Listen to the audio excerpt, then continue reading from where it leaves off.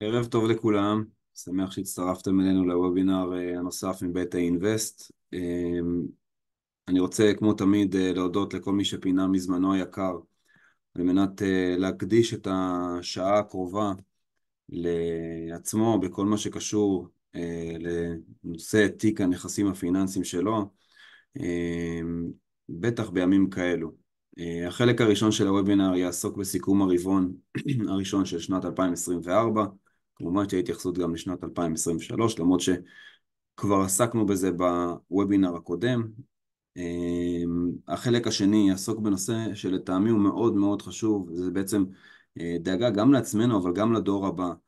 תצטרף אלינו עורך דין חגית גאוי במטרה להרחיב על החשיבות של היערכות מוקדמת בכל מה שקשור לתחום הייפוי כוח מתמשך והצוואות. לגבי החלק הראשון, אז מיד יצטרף אלינו הכלכלן הראשי של חברת הביטוח הראל, עופר, וירחיב ויספר גם על עצמו וגם ייתן לנו סקירת מקרו על השוק. חשוב להגיד שהשנים האחרונות סיפקו לנו לא מעט אתגרים. אני חושב שזה נראה קצת מזמן, אבל לפני 4 שנים הייתה פה מגפה עולמית שסגרה את כולנו בבתים. אחריה הגיעו שרשראות של העלאות מחירים, אינפלציה די גבוהה. כתגובה, הבנקים המרכזיים העלו את הריבית מספר רב של פעמים בתקופה די קצרה. בעצם ממצב של שנים שהשוק התנהל בסביבת ריבית אפסית, רצו להתמודד עם מציאות חדשה ישנה. אחר כך אפשר להוסיף שב-2023 הכרנו מושג נוסף, רפורמה משפטית. ראינו את ההשפעות שלה על הכלכלה ועל שוק ההון הישראלי בצורה די משמעותית בשנת 23. מעבר לאתגרים, אנחנו כעם חווינו את אחד הימים הקשים והכואבים בהיסטוריה שלנו, 7 באוקטובר. באחד הוובינרים הקודמים שלנו עסקנו בין היתר גם בניהול השקעות בצל ימי מלחמה או משבר. 2023 הסתיימה, סך הכל בשוק הגלובלי הייתה שנה מאוד מאוד מוצלחת.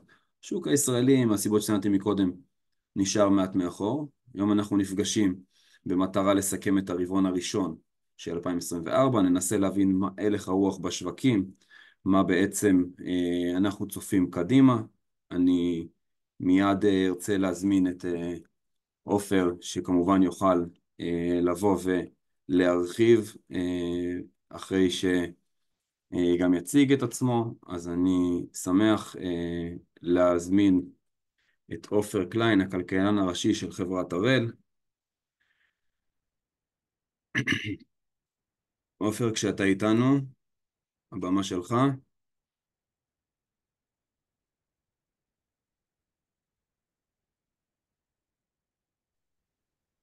ערב טוב עופר, מה שלומך? אהלן, שומעים אותי, רואים אותי? שומעים אותך, רואים אותך, שלומך קודם כל לפני הכל, מעולה, שמח להיות פה. שוב, אתה יודע, כולם אומרים, שואלים אותך מה שלומך, כולם אומרים טוב, אבל בהתאם לנסיבות, כן, מה שנקרא מצבנו מורכב, קריטי אך יציב. בהחלט. אז קודם כל אני שמח מאוד שהצטרפת אלינו, תודה על הזמן. אנחנו נשמח אם תוכל את המצגת שלך לשתף, ואם כן, תוכל לתת לנו סקירת מקרו על השוק. אני יכול להיות שאני קצת נדנד לך בשאלות מדי פעם, ואם לא אז אולי בסוף, אבל הבמה לגמרי שלך. מעולה. אז אני באמת אשתף את המצגת שלי, אני אשמח לשאלות. אני מאוד אוהב דו-שיח, הרבה יותר מסתם הרצאות. אז רגע, אני אשתף את המסך. אה, רק תאשר לי שרואים. רואים. מעולה. טוב, אז אני עופר קליין, אני ראש אגף כלכלה ומחקר של קבוצת הראל. אני עובד בהראל כבר 18 שנה. לפני זה עבדתי במשרד האוצר, ועוד לפני זה עבדתי בבנק ישראל.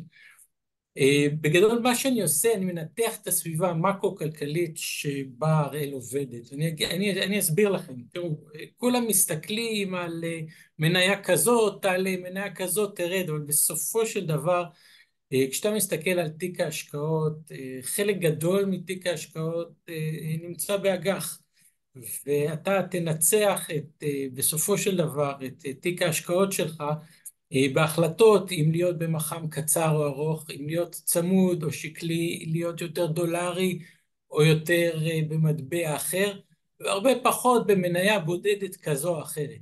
וזה בדיוק מה שאני עושה, אני יושב בכל ועדות ההשקעה של הקבוצה, ומתעסק עם ניתוח של הסביבה האינפלציונית, סביבת הריבית, סביבת שער חליפין, זה הכיוונים.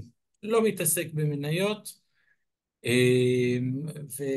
ושוב אני אשמח גם אם באמת יש שאלות על התחומים שלי. אולי זה זמן טוב להגיד שאם למישהו יש שאלות, אז יש תיבת שאלות Q&A למטה, והוא יכול לשלוח, ובשמחה אנחנו נשאל את השאלות שלכם גם. כן, מעולה.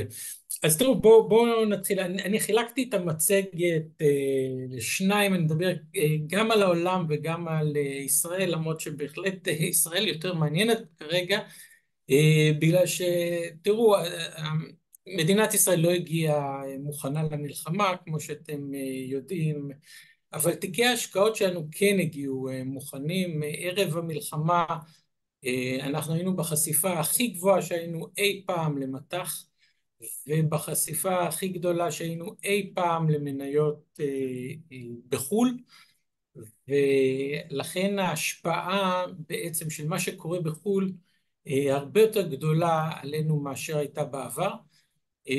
למעשה מה שיחליט הנגיד האמריקאי אם להוריד את הריבית או לא ומתי ישפיע על תיקי ההשקעות שלנו ולמעשה של כולנו הרבה יותר מאשר אם יחליטו כן להיכנס לרפיח או לא להיכנס לרפיח ומתי.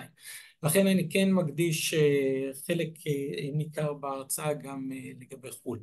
אז תראו, בואו נצלול פנימה. הבשורה הטובה היא שקצב האינפלציה בעולם בירידה. אתם רואים פה את האינפלציה במדינות ה-OECD, את החציון, אבל כמו שאפשר לראות פה, האינפלציית הליבה נשארת מאוד מאוד גבוהה, וגם דרך אגב 3%, אומרים לי, מה, 3%, 4%, זה כבר לא אינפלציה. רק להבין מה זה אינפלציה, אינפלציה של 2%, בסדר? רק 2%, זה אומר שתוך 30 שנה מחקת חצי מכוח הקנייה שלא היה צמוד. זאת אומרת, אם לא היית בנכסים צמודים, תוך 30 שנה, כשאינפלציה היא 2%, שחקת חצי מכוח הקנייה שלך. אז אינפלציה היא בהחלט דבר אכזרי, ו3-4% זה בהחלט אינפלציה שימשיכו הבנקים המרכזיים להילחם כנגדה. הסיבה שהאינפלציה יורדת כל כך לאט זה ששוק העבודה העולמי עדיין מאוד מאוד חם. תראו, עלות התעסוקה בארצות הברית סביב 4%. באירופה החלשה הממותנת אפילו יותר מזה. אוקיי, עכשיו, לא סביר שהסופר, דרך אגב, רק לסבר את האוזן, בישראל המצב עוד יותר מורכב, השכר הממוצע במשק ב-12 החודשים האחרונים עלה ב9%. עכשיו, לא סביר שהסופר יהיה חבר ויקח על עצמו את עליות המחירים הזאת, את עליית השכר הזאת, אלא הוא יגלגל אותה עלינו הציבור, ולכן כל עוד אנחנו רואים שהשכר ושוק העבודה ממשיך להיות חמים, אז האינפלציה עוד איתנו, אוקיי? ואתם יכולים לראות את ההלימה בין קצב אינפלציה של סביב 4% וקצב עליית שכר של סביב 4%. אז הבשורה הטובה היא שכן, הריבית תרד השנה, אבל שוב, הבשורה הרעה היא שזה ייקח זמן. השוק בתחילת השנה ובסוף השנה שעברה דיבר על הפחתות ריבית מאוד מאוד מהירות, גם בארץ וגם בעולם. מי שקורא את הסקירות שלנו ידע שאנחנו לא מצפים שזה יקרה, הריבית תרד, אבל תרד בקצב מאוד מאוד איטי. ואני אזכיר, הריבית עלתה 3/4, והיא תרד רבע, וגם לא כל הודעה, וגם יתחיל לרדת רק ברבעון השלישי של השנה בארצות הברית, כך שאנחנו מדברים בעצם על זה שהרמה הממוצעת של הריבית בארץ וגם בעולם תהיה עדיין הרבה יותר גבוהה ב-2024 מאשר היא הייתה ב-2023 או 2022, וגם ב-2025 אנחנו עדיין נשמור על ריבית גבוהה גם ריאלית וגם נומינלית. המשמעות של זה שאנחנו נמשיך ונראה ירידה בקצבי הצמיחה העולמיים, ולאן שמסתכלים, היום למעשה גרמניה נמצאת במיתון, בריטניה נמצאת במיתון, יפן נמצאת במיתון, מיתון מוגדר כשני רבעונים שליליים של צמיחה, סין דה פקטו נמצאת במיתון. השונה פה היא ארצות הברית שממשיכה להציג צמיחה, אבל גם פה את יכולים לראות שהצמיחה ב-2023, 24, 25, הקצב הולך ויורד, אוקיי? זאת עולים אומרת, אבל לאט. בדיוק אנחנו נראה לאט לאט את הכלכלה העולמית מתקררת, יותר חברות יפשטו רגל, שיעור האבטלה יעלה, השכר יפסיק לעלות, ואז האינפלציה באמת תוכל לרדת. בעיה נוספת שיש לנו בעולם זה בחירות. אנחנו רואים הבחירות, חצי מהעולם הולך לבחירות. מה שמעניין זה באמת הבחירות בארצות הברית לקראת סוף השנה, דבר שיש לו השפעה מקרו-כלכלית מאוד גדולה, בטח לקראת הבחירות אנחנו נראה יותר תנודתיות בשוק ההון וגם בשוק האג"ח. כאשר יותר מעניין לנתח את המועמדים השונים, אז טוב, כולכם מכירים את טראמפ, אפשר לראות את החתימה שלו, בהחלט לא משהו שמעיד על יציבות, קשה כן? לזייף. רק לסבר את האוזן, כך נראית רעידת האדמה שהייתה ביפן, כן? בפוקושימה. אפשר למצוא קווים משותפים, אבל שוב, הרעיון שלי בסופו של דבר לעשות כסף. ואם נחשוב רגע על טראמפ, מה המשמעות שלו מבחינה מקרו-כלכלית, אז למשל, ושוב, אני לא עושה ניתוח מלא, אני רק מראה לכם בעצם איך אנחנו חושבים. אחד הדברים שטראמפ מדבר עליו זה להטיל מכסים על חברות אירופאיות. הוא בכלל מדבר על להטיל מכס של 10% על כל מה שמיובא לארצות הברית. אז מכאן באמת חברות שמייצאות לארצות הברית צפויות להיפגע. חברות דווקא אמריקאיות שמייצרות בייצור מקומי, ויש אותן במדדים הקטנים יותר, דווקא יכולות ליהנות מזה. דבר נוסף למשל, הוא מדבר על ההוצאה הביטחונית של מדינות אירופה. הוא אומר, כל מדינה שלא תוציא לפחות 2% מהתוצר שלה על ביטחון, אנחנו לא נגן עליה מרוסיה. די ברור שכל המדינות יגדילו את ההוצאה הביטחונית שלהם, גם כתוצאה ממה שכולנו רואים פה מסביב, אבל גם כתוצאה מהאיום הזה של טראמפ, ומי שיהנה מזה זה קודם כל חברות ביטחון אירופאיות, כי זה ברור שהממשלות האירופאיות קודם כל ינסו להשאיר את הכסף בבית. אז ככה אנחנו בעצם מנתחים מי מרוויח ומי מפסיד מכל בחירה. כמובן יש גם את האנרגיה הירוקה שטראמפ לא חובב שלה, מה גם שיש תחרות מאוד גדולה מהסינים מהבחינה הזאת של אנרגיה ירוקה, והוא יוצא להטיל על זה שהם מיסים ומכסים. דרך אגב ראינו את ביידן היום מטיל מיסים על סין. תראו, אחד הדברים שכולם, גם הרפובליקנים וגם הדמוקרטים יכולים להסכים עליו זה על סין, ושניהם הולכים להקשות על סין בשנה הקרובה, בטח יותר לקראת הבחירות. אנרגיה פוסילית דווקא הוא יותר תומך, גז, נפט, פחם, אוקיי, ודברים נוספים. דרך אגב, יש עוד הרבה מאוד דברים שאפשר להגיד, למשל רכבים אוטונומיים, הוא פחות בעד בגלל שיש לו קבוצה גדולה של תומכים נהגי משאיות, ואפשר להמשיך עם זה הלאה והלאה והלאה. אבל אם דיברנו רגע על אירופה, אז תראו, אירופה נמצאת בבעיה עם הכלכלה האמריקאית באמת חזקה, ותכף אני אראה לכם עוד כמה גרפים עליה, והורדת הריבית שם הולכת להידחות איפשהו לרבעון השלישי.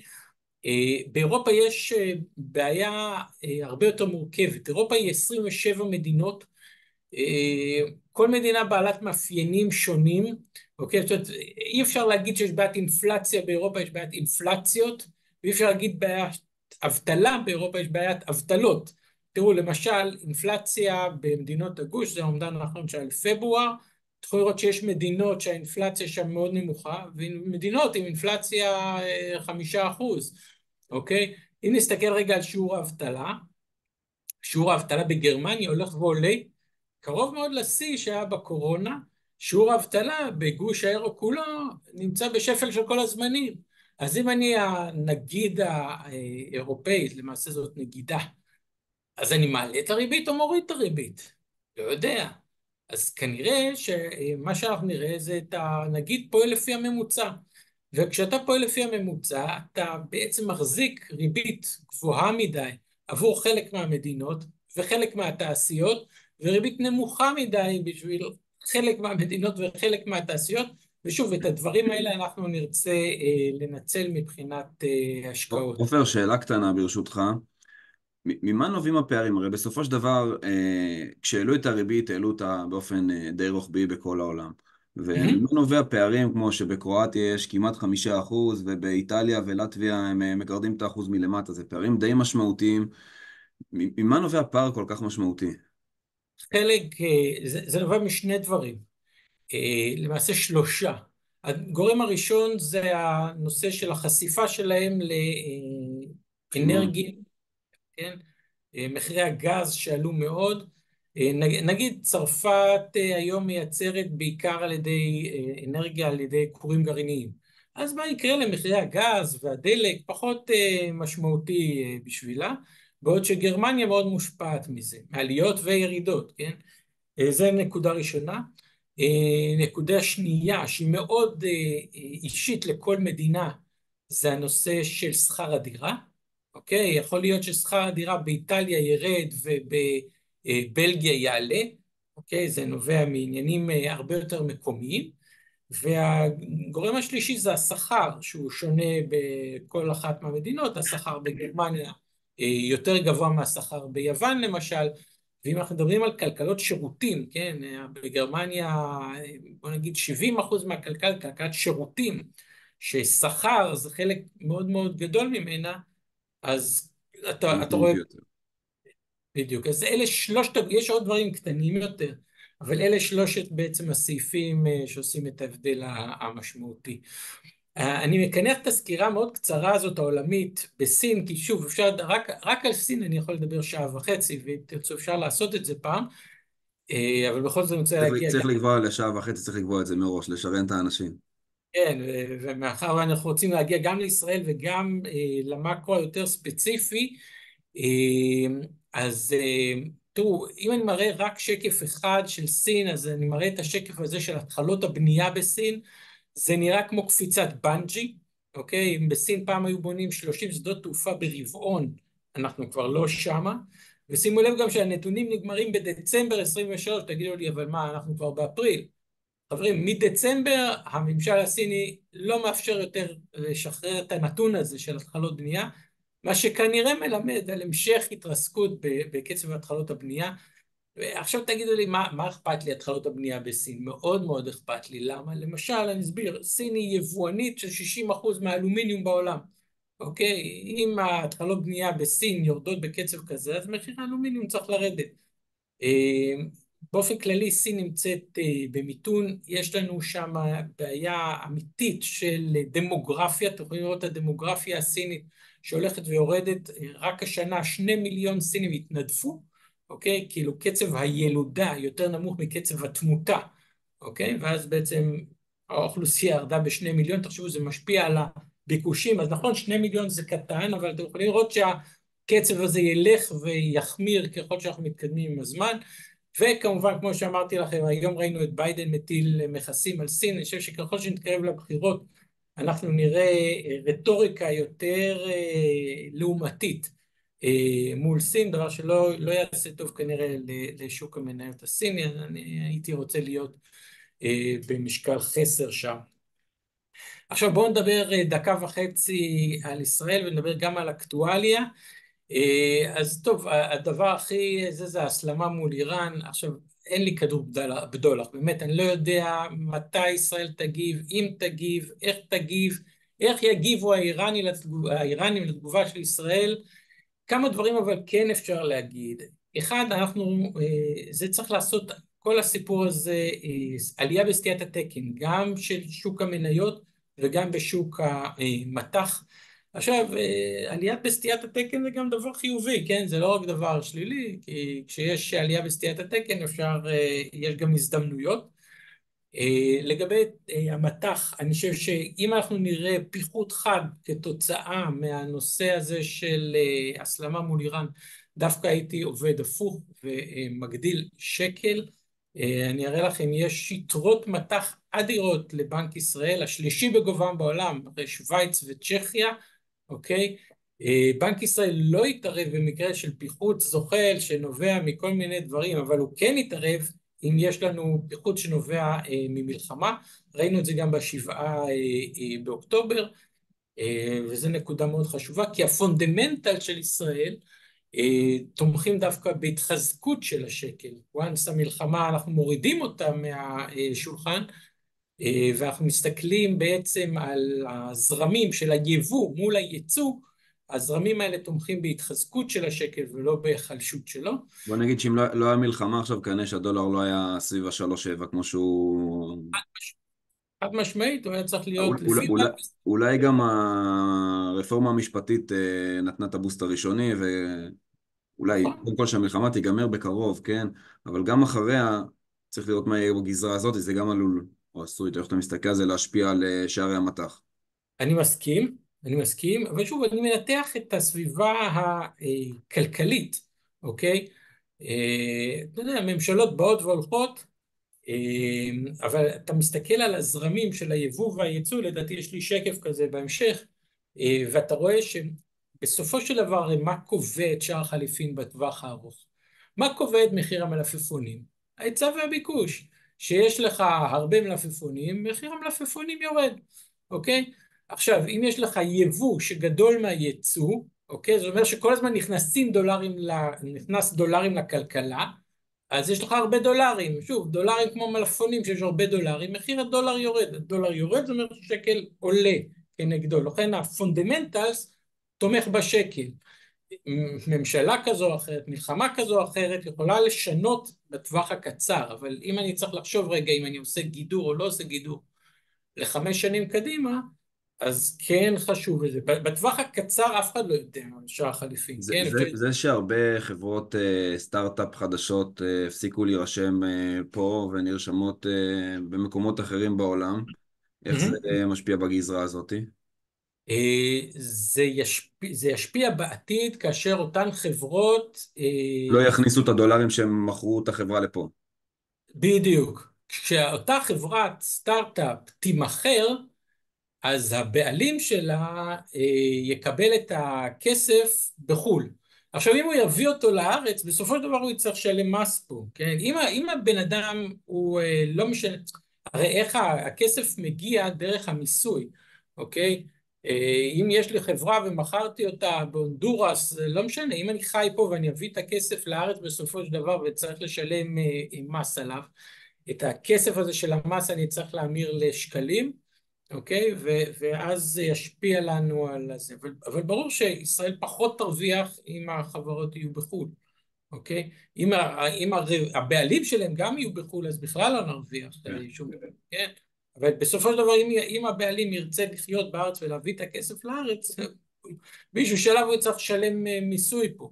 בטח אם הוא... מזה אי אפשר לברוח. מה זה? מהמיסוי אי אפשר לברוח בסוף אם אתה חי פה. בדיוק, אם הוא חי פה והוא יקנה פה נדל"ן ויקנה פה מוצרים, אז גם בסופו של דבר הכסף יגיע ככה או אחרת הנה. אבל ברור שזה משפיע, כן? רק אני אומר שספציפית על חברות סטארט-אפ זה משפיע הרבה פחות, אם תחשוב איזה זרמים של יבוא וייצוא, שזה זרמים לא, מאוד... ברור, זה לא יומיומי. אבל מצד שני זה גם כסף גדול וגם כנראה בטווחים רחוקים יותר. נכון, נכון. עוד חזון למועד. עוד שתי השפעות של ההסלמה מול איראן, כמובן על הגידול בחוב. הערכה הייתה עד עכשיו שהמלחמה תעלה, הערכה של בנק ישראל, תעלה כ-200 מיליארד שקל. זה די ברור שאם אנחנו הולכים להסלמה בצפון, או הסלמה מול איראן, אז המחיר של המלחמה הרבה יותר גבוה, וישפיע בסופו של דבר גם על הגיוסים הממשלתיים. והנקודה האחרונה היא ההשפעה הגיאופוליטית הזאת על הנפט ומחירי ההובלה, כאשר אם בעבר רק החות'ים פגעו באוניות ישראליות, אז עכשיו גם האיראנים. שימו לב שכל הנקודות האלה הן בעצם נקודות אינפלציוניות, אוקיי? עלייה בשער חליפין, שוב, בטווח הקצר, עלייה במחירי הנפט, עלייה במחירי ההובלה, עלייה במחירי הביטוח של ההובלה, הכל זה דברים אינפלציוניים, אוקיי? ולכן אנחנו העלינו, תכף אני אראה לכם את תחזית האינפלציה שלנו קדימה לכמעט 3%. אני רק אגיד לפני זה שיש גם נקודות חיוביות, כן? מה לעשות, בכל דבר יש גם דברים חיוביים, כמו יצואנים שדווקא נהנים מהשער חליפין הנמוך יותר, כן? מהשקל החלש יותר, כמובן תעשיות ביטחוניות שנהנות מהמצב ומההדגמות היפות של הרחקת הטילים, וכמובן תעשיות המיגון וכל מי שיתעסק אחרי זה בשיקום ובתשתיות צפוי להרוויח מהסיפור. אז בואו נדבר רגע אחד על האינפלציה. אז כמו שאמרתי, הסיכונים באינפלציה כלפי מעלה, ראינו את המדד האחרון, מדד מרץ, שהפתיע כלפי מעלה, אנחנו ציפינו 0.5, בפועל קיבלנו 0.6, לא הפתעה גדולה, אבל מה שיותר מעניין זה שהמדדים הבאים גם כן יהיו מאוד מאוד גבוהים, מדד אפריל גם 0.6, מדד מאי 0.5, שנה קדימה 2.8, 2.9, ושוב, אני הייתי רוצה להיות יותר בחלק הצמוד, באג"ח צמוד, בחלק הקצר של העקום, ושוב, אם יהיו הפתעות כמו שהראיתי לכם קודם, הם יהיו כלפי מעלה ולא כלפי מטה, לא לכיוון של אינפלציה נמוכה יותר, אלא דווקא אינפלציה גבוהה יותר, ובחלק הארוך דווקא הפוך, אם כתוצאה מהמלחמה אנחנו נראה עלייה של הציפיות לאינפלציה ל10 שנים, ל20 שנה, ל30 שנה, דווקא בחלק הזה אנחנו נרצה להיות יותר שקליים ולא צמודים. למה? כי מלחמה בסופו של דבר היא לא דבר פרמננטי. מלחמה תהיה חודש, חודשיים, חצי שנה, אני לא יודע, אבל לא תהיה 10 שנים ולא 20 שנה ולא 30 שנה. לכן אם ההשפעה של הציפיות לאינפלציה הם גם בטווחים הארוכים יותר, אנחנו דווקא נרצה להגדיל את השקלים ולא את הצמודים. בחלק הקצר צמודים, בחלק הארוך שקלים. מבחינת המקרו-כלכלה ראינו דווקא נתונים חזקים ברבעון הראשון בישראל, אני חושב שאנחנו נראה את זה גם אצל החברות. תראו, מסתכלים על איך אנחנו מודדים בעצם את הצריכה הפרטית, אנחנו מסתכלים על הרכישות בכרטיסי אשראי, שימו לב, זה רכישות ריאליות, כן? אם הנומינלי זה עוד הרבה יותר גבוה, ריאלי זה ללא עליית מחירים, כן? אם נגיד קניתי מכונית ומחיר המכוניות עלה, אז ברור שההוצאה שלי גדלה, אבל אני מסתכל על זה ריאלי, כן? בניקוי המחירים. למעשה, אתם יכולים לראות שהרכישות בארץ, הצריכה הפרטית יותר גבוהה ממה שהייתה לפני המלחמה, זה הירידה שהייתה במלחמה. כמובן שיש כאן איזשהו פיצוי על הרבעון הקודם, אבל אנחנו מעבר לפיצוי גם הרבה מאוד כסף השתחרר. אם אנחנו מסתכלים על השכר, השכר הממוצע בארץ עולה בקצב של 9%, דרך אגב זה לא קורה כל כך בהייטק, זה קורה יותר דווקא בקרב המשרות הנמוכות יותר, גם מספר המשרות גדל, אנחנו רואים שיפור משמעותי שם, רואים שיפור ברבעון הראשון גם ביבוא וגם בייצוא, שוב היבוא גדל כי חלק גדול מהצריכה הפרטית בעצם מיובא, והייצוא שוב גדל גם בגלל שער חליפין. ביטחוניות. כן, כן, אבל דרך אגב אנחנו לא מייצאים ביטחון עכשיו, צה"ל צורך כמעט... הכל אינאוס עכשיו. לא משחררים, באמת, משרד הביטחון עצר כמה משלוחים שהיו מיועדים החוצה, אז זה לא ביטחון, אבל זה שוב, ברגע ששער חליפין, שהשקל נחלש, אז היצואנים מרוויחים מזה. גם בשוק העבודה אנחנו רואים התאוששות, יכולים לראות בשיא, היה גידול מאוד גדול בשיעור האבטלה הרחבה, אוקיי, זה כולל מילואים, אנשים שהיו בחל"ת וכאלה, אבל אם אני מסתכל על האפור, זה מה שנקרא מובטלים אמיתיים, מובטלים הארדקור, שיעור האבטלה נשאר מאוד מאוד נמוך, 3.1%, זה למעשה משק בתעסוקה מלאה.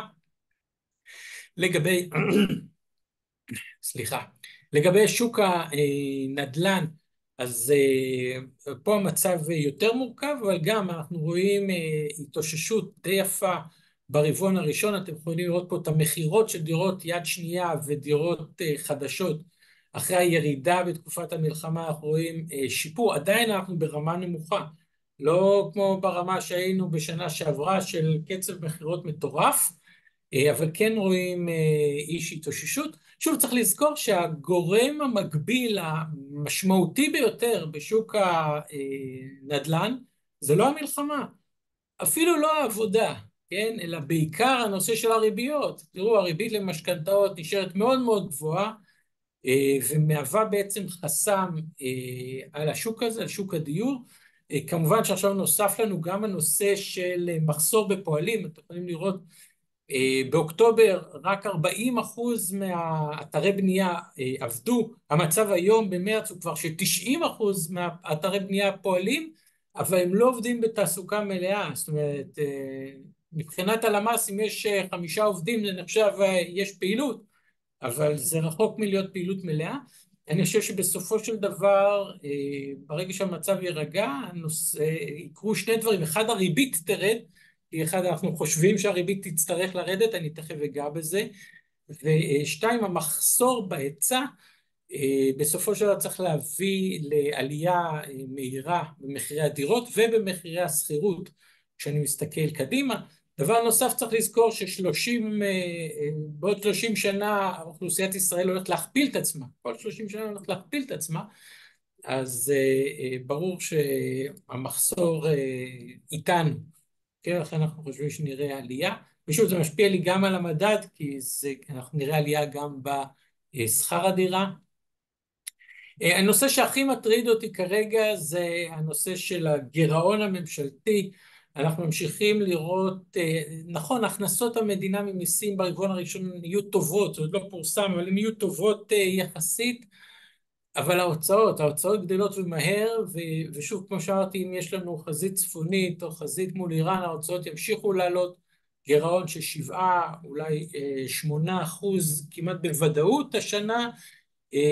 אני חושב שאנחנו יכולים להגיע גם לאחוז גירעון יותר גבוה מזה, שוב, כעומק המלחמה, כך עומק הגירעון, דבר שיביא את הממשלה להעלות מיסים. אנחנו נראה העלאה של המע"מ, זה אנחנו כבר יודעים בראשון בינואר, אבל זה לא מספיק לכסות. אני חושב שאנחנו נראה העלאת מיסים נוספת בהמשך השנה.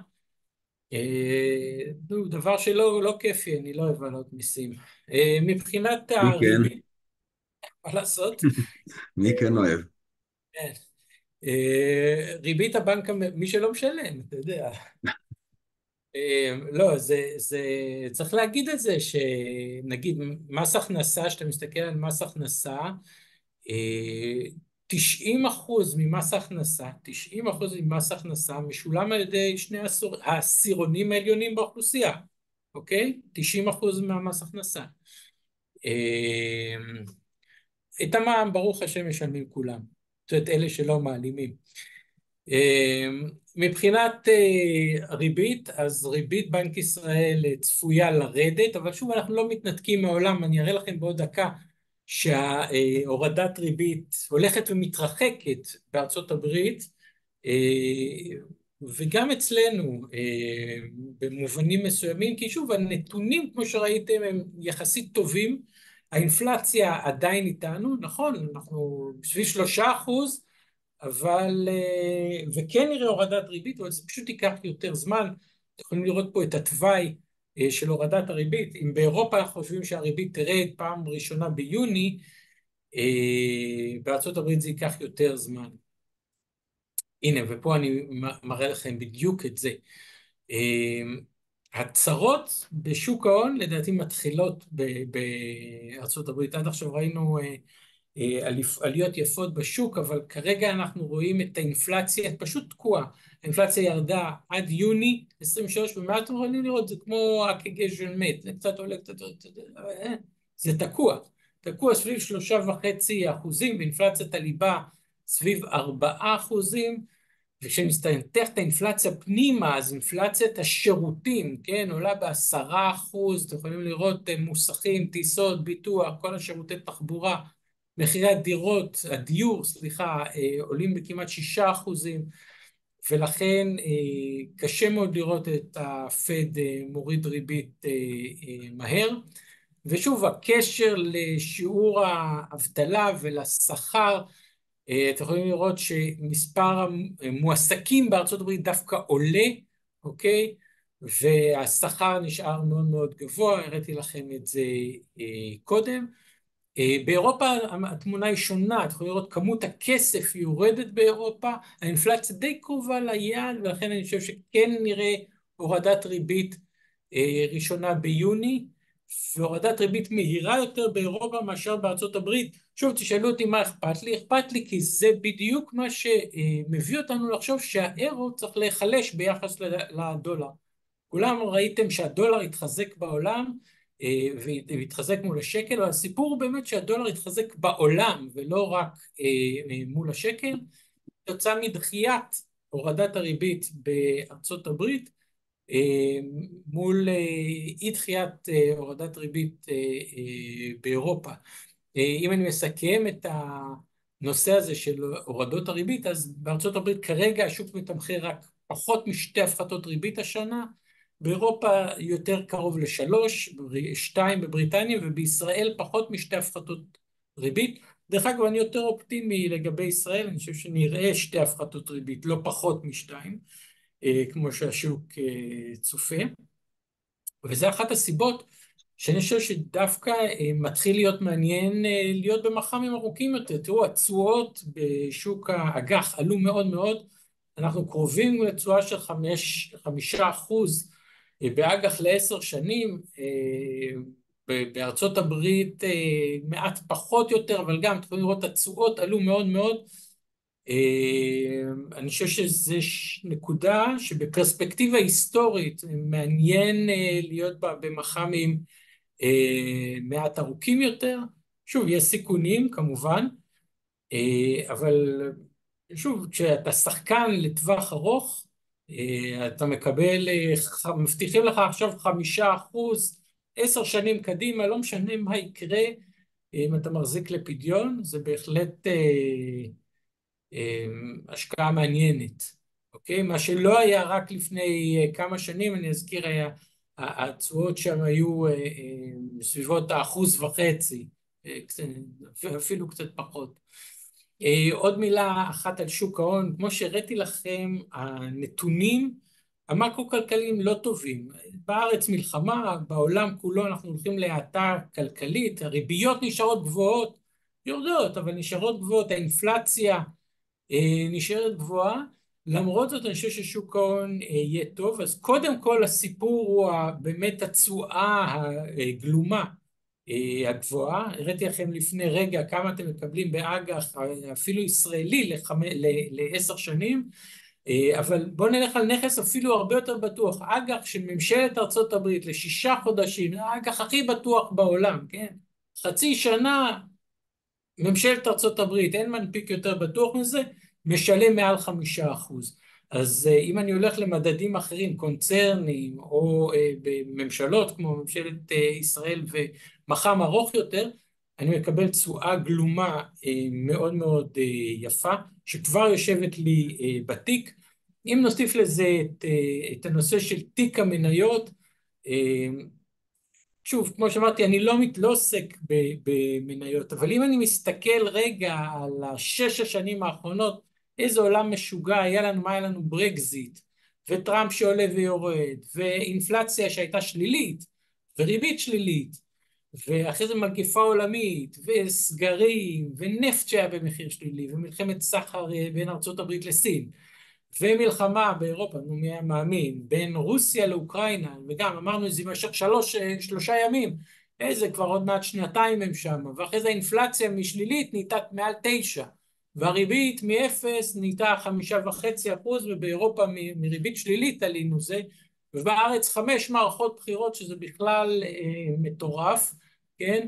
דרך אגב, אם הייתם אומרים לי על כל אחד מהדברים האלה, הייתי שם את כל הכסף במזומן, שם קסדה על הראש ונכנס שם מתחת לספה ואומר שתראו לי כשזה ייגמר, בסדר?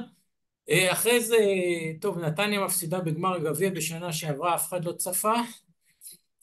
התפוררות חברתית, AI, שזה ברבעון אחד המניות האלה עולות ב4,000%, עם הצדקה או בלי הצדקה, קטונתי. מלחמה בעזה, בטח אף אחד פה לא ציפה. יורים עלינו טילים מאיראן, נו באמת, העולם משתגע, באמת. ובזמן הזה שהעולם משתגע, שוק המניות, תראו, הנסדק עשה 120%, תל אביב 90 דרך אגב עשה יותר מ-S&P 500, כן? 82%, 80%, אתם יכולים לראות שבעצם שוק המניות בסופו של דבר לאורך זמן עושה את העבודה. שוב, כי הרווחים של החברות צומחים לאורך שנים. אז אני לא יודע להגיד מה יקר או לא יקר, שוב, קטונתי, אתם צריכים, אני לא איש השקעות, אבל כן אני יכול להגיד לכם שלאורך זמן תיק המניות עושה את העבודה, כי בסופו של דבר הרווחים של החברות צומחים לאורך זמן, ואיתם בעצם מחיר המניה, שהוא היוון של רווחי החברות לאורך זמן להיום. אז אם אני מסכם בגדול את כל מה שאנחנו אומרים היום, אז אנחנו אומרים, ושוב, אני חוזר על זה ממש במילה וחצי, אנחנו חושבים שבארצות הברית הריבית נדחית, באירופה הורדת הריבית מתקרבת, הדבר הזה מביא לחולשה של האירו והתחזקות של הדולר. בסין הנתונים כרגע מעורבים, אני חושב שאנחנו נראה שם הרחבות ממשלתיות נוספות, שוב, כמו שאמרתי, אם נרצה אפשר לעשות שיחה נפרדת על סין, עולם אחר, שלם, גדול. בישראל אני חושב שאנחנו רואים עלייה בסיכון, זה די ברור שסטיות התקן יעלו, אבל שוב, סטיות תקן זה לא דבר רע, כן? סוחרים אוהבים סטיות תקן. סיכוני האינפלציה והגירעון גדלים, מה שמביא אותי לרצות יותר צמודים בטווח הקצר, אבל דווקא יותר שקלים בטווח הארוך, כן? נצל את העניין הזה. מבחינת מח"מ, כמו שאמרתי, עליית התשואות בעולם ובארץ מעלות את האטרקטיביות של מח"מ ארוך יותר, ושוב, מטח בטווח הקצר אף אחד לא יודע, זה כמו להטיל מטבע, אבל שוב, בטווחים הארוכים יותר, אני חושב שהשקל צריך להתחזק, ולכן אם נראה איזשהו פיחות חד בשקל בטווח הקצר, דווקא הייתי פועל כנגד זה. אני חושב שזהו בגדול. אני אסגור רגע את המצגת שאני אוכל לראות גם, ו... ברשותך, אני הכנתי כמה שאלות קצרות שאני חושב שיכולות להיות רלוונטיות. האמת שעל חלקן ענית. זה זמן טוב להגיד עוד פעם שאם למישהו יש שאלות, אז הוא מוזמן לשלוח לנו בצ'אט.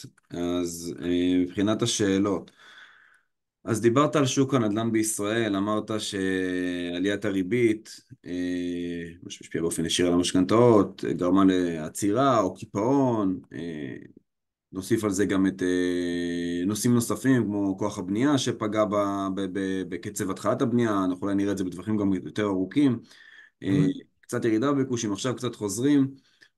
איך אתם צופים את זה? או איך אתה צופה את זה? ירידות מחירים? מה הצפי?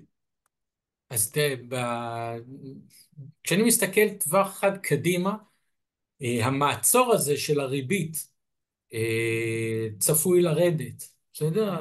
נכון, זה יקרה לאט, אבל לתוך שנה הבאה הריבית תרד. הריבית היום היא המעצור המרכזי יותר מהמלחמה על שוק הנדל"ן, ושתיים, יש לנו מחסור בהיצע, והמחסור בהיצע זה בסופו של דבר צריך לזכור שהאוכלוסייה פה גדלה בקצב מאוד מאוד מהיר.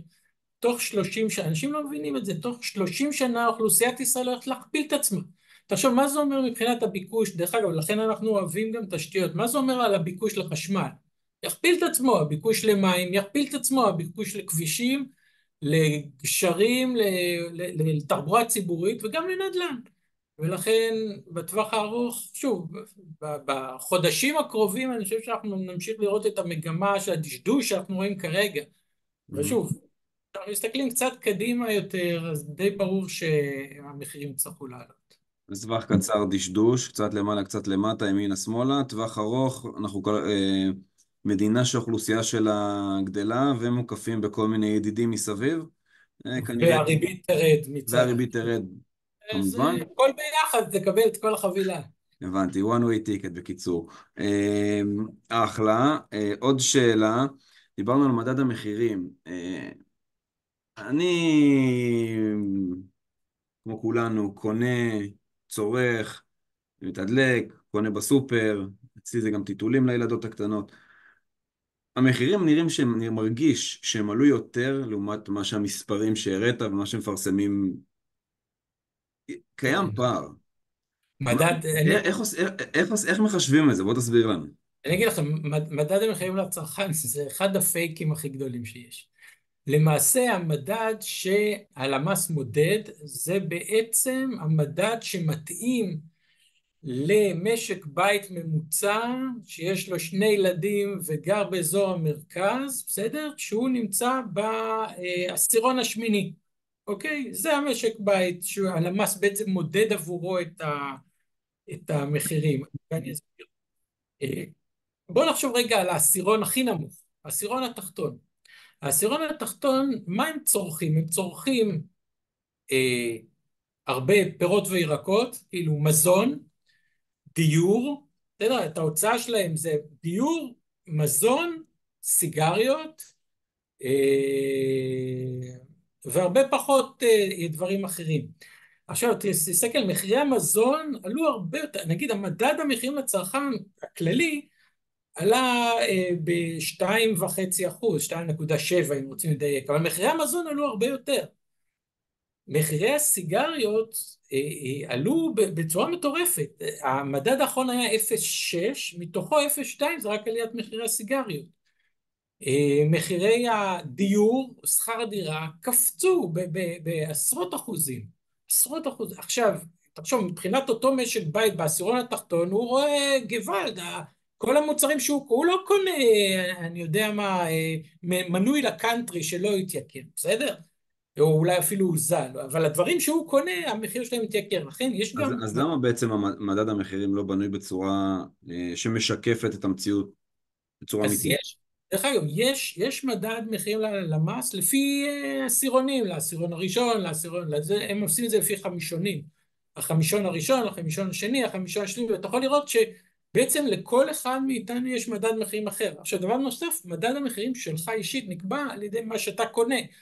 אני לא צורך כמו משפחה עם שני ילדים שגרה באזור המרכז שהיא בעשירון השמיני, סורי, אני צורך דברים אחרים. הילדות שלי גדלו, אני לא קונה טיטולים, עכשיו מחיר הטיטולים לא משפיע. חושב לי שהמחירים של הטיטולים ירדו קצת. דבר נוסף שהוא מאוד מעניין, המחירים הולכים ונהיים אישיים בגלל הרכישות באינטרנט. תראה, כשאתה קונה כרטיס טיסה, אוקיי? אתה לא מקבל אותו מחיר כמו שכשאני נכנס לקנות כרטיס טיסה. יותר מזה, אם אתה תיכנס ביום ראשון בצהריים או ביום שבת ב4 לפנות בוקר, תקבל מחיר שונה. אז עכשיו בא הלמ"ס למדוד את מחירי הטיסה, אתה יודע, אני לא יודע איזה מחיר הוא מקבל שם, הוא מקבל את המחיר שלי, את המחיר שלך, את המחיר של יום שבת ב4 בבוקר, אתה מבין? אז בהחלט. יש פה באמת בעיות, הלמ"ס מנסה להתמודד עם זה, לא תמיד בהצלחה, אבל צריך לזכור שהמדד הוא מדד אישי, הוא הבנתי. לא, מה שנקרא, הוא לא מיועד עבורך. הבנתי. טוב, האמת שנשארו לי עוד כמה שאלות, אבל קצת חרגנו מהזמנים. אז קודם כל, עופר, אני רוצה להודות לך גם על הזמן וגם על סקירה מעניינת, מסודרת, עניינית. אני בטוח שעלית על הרבה נקודות, שאלות ונושאים שמטרידים או מעניינים את כולנו. אם לא, אני אשמח לבוא שוב. אל תדאג, אנחנו נזמין. עופר, תודה רבה, שיהיה ערב נעים.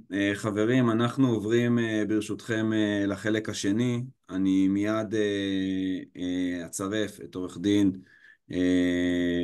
חגית גאוי, שתוכל לבוא ובעצם לספר גם כמובן על עצמה, וגם תוכל להציג מצגת מסודרת על כל נושא ששוב לטעמי הוא מאוד מאוד חשוב, וזה כל העניין של הצוואות וייפוי כוח מתמשך, משהו שאני חושב שהוא פשוט רלוונטי באמת לכל בית במדינת ישראל, ועדיף להיערך לזה כמה שיותר מוקדם, ואנחנו מקפידים בכל פגישה עם הלקוחות שלנו לדבר על זה. אז חגית, את יכולה להדליק את המצלמה ולפתוח את המיקרופון. אהלן, ערב טוב, שומעים אותי? ערב טוב, שומעים אותך, נהדר. תרשי לי תחילה לשאול לשלומך. אני נהדר, תודה רבה. אז ערב טוב לכולם, תודה שהזמנתם אותי. אז כמו שאור אמר, אני מתעסקת בתחום, בין היתר בתחום הניהול ההון האישי. אני אשתף רק את המסך, תגיד לי אם רואים את המצגת שלי. אוקיי, אחד. רואים. רגע, אבל אני לא רואה אתכם.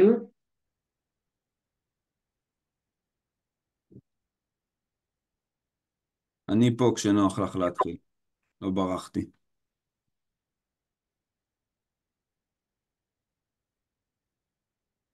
אוקיי, אני פשוט לא רואה את המסך המלא, שנייה, של המצגת שלי.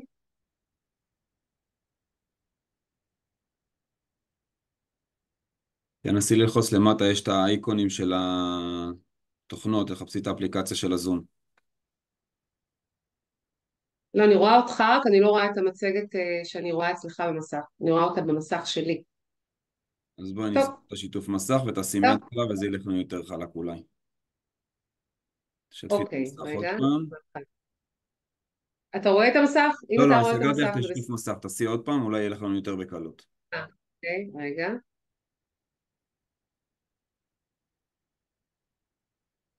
אני רואה כשאת מוכנה, אנחנו מוכנים. אוקיי,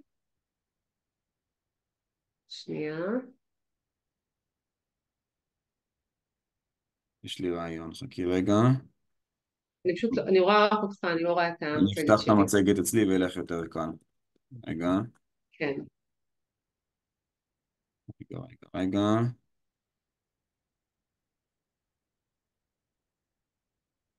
הופ, הופ, רגע. אוקיי.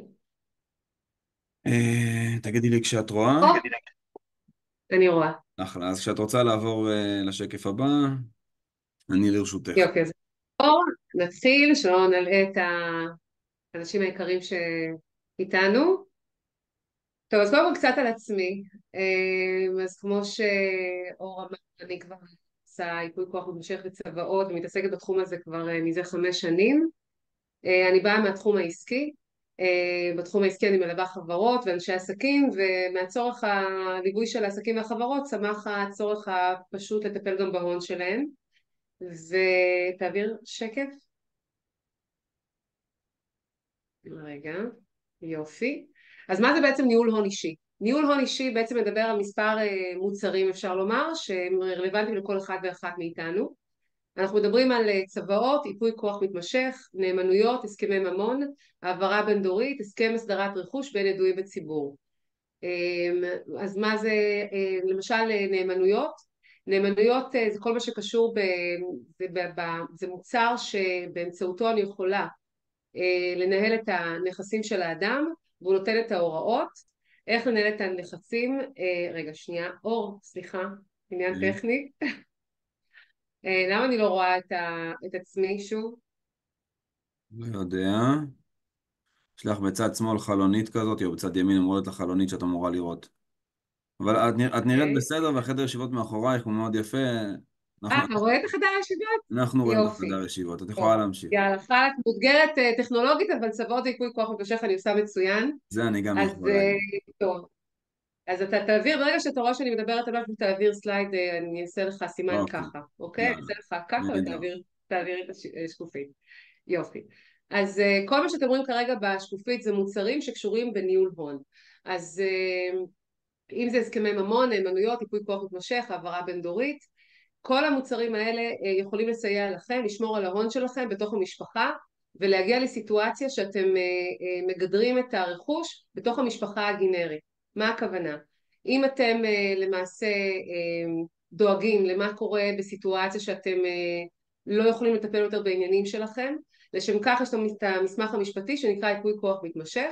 המסמך הזה הוא מסמך סופר חשוב, בעיניי הרבה יותר מצוואות, מהסיבה הפשוטה שברגע שבן אדם צבר הון במשך כל חייו, צבר נכסים והון, הוא רוצה להיות סמוך ובטוח שאם קורה לו משהו פתאום ביום בהיר והוא עדיין חי, האנשים שמטפלים בעניינים שלו יש להם את ההוראות המדויקות איך לטפל בנושאים, בין אם זה הרכושי ובין אם זה בהוראות הרפואיות שאני משאיר אחריי. תכף ניכנס לרזולוציה היותר מעמיקה. בוא נעבור שקופית. אנחנו נתמקד עכשיו רק בשני מוצרים, שזה בעיקר ריפוי כוח מתמשך וצוואות. בגדול אני אסביר על גם הסכם רכוש בין ידועים בציבור. חשוב מאוד להבין שהיום רוב האנשים, אחוז הגירושים הוא מאוד מאוד גדול. אני מסתכלת סביבי ואנשים לא מודעים ולא יודעים שהרכוש שלהם בסכנה.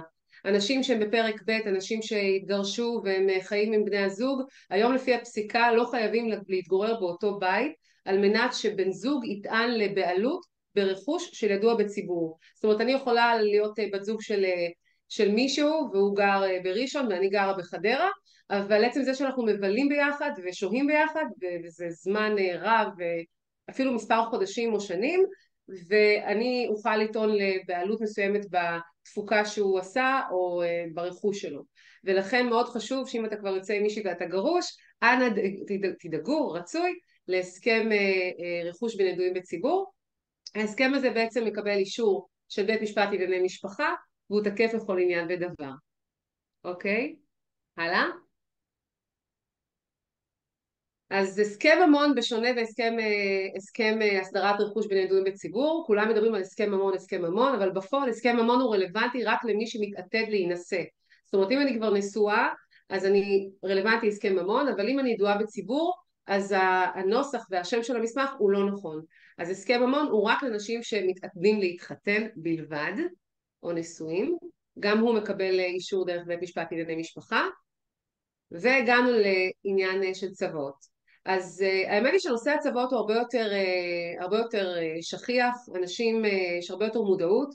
למעשה ב10 שנים האחרונות גם יש סקרים ומחקרים שאומרים שכמות הצוואות שאנשים בישראל עשו הכפילה את עצמה ב10 שנים האחרונות. יש הרבה יותר מודעות לעריכת צוואה ולסכנות שמשתקפות לרכוש שלכם אם אתם לא עורכים צוואה.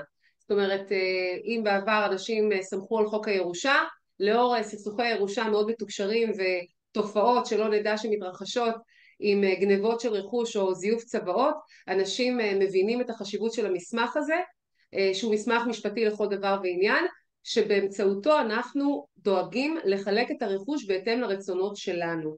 אנחנו יודעים שיש 4 סוגים של צוואות. יש צוואה בעדים, בן אדם לא חייב ללכת לעורך דין על מנת לעשות צוואה, הוא יכול לקחת את שני השכנים שלו מהבניין, לקרוא להם שנייה ולהחתים אותם. הצוואה הזאת שרירה וקיימת.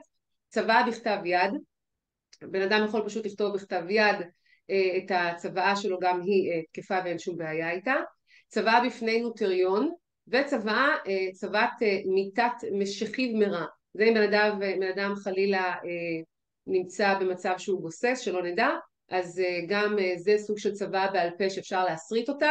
יש לה כללים מאוד ספציפיים, לא תמיד זה קביל, אבל לרוב זה מצב שהוא קביל. אני יכולה לומר לכם שהצוואה הכי מומלצת זה בעצם הצוואה בפני נוטריון, זו הצוואה ברמת החוזק המשפטי הכי גבוה שיש, ולכן אומנם המון עורכי דין עורכים צוואות, אני נוטריונית, אבל הצוואה הנוטריונית ברמת החוזק שלה היא הכי גבוהה. איפה זה בא למעשה לידי ביטוי? זה בא לידי ביטוי אם חלילה מתעורר איזשהו קושי לעניין האמינות ומהימנות המסמך. זאת אומרת, אם חלילה יש סכסוכים במשפחה, אם יש ילדים שהם מערערים או מתנגדים לצוואה, אז אם הצוואה נערכה בפני נוטריון, החוזק שלה בפני בית המשפט הוא תמיד יהיה יותר גבוה מאשר צוואה שנערכה או בעדים או בכתב או סתם חתומה על ידי עורך דין שהוא אינו נוטריון.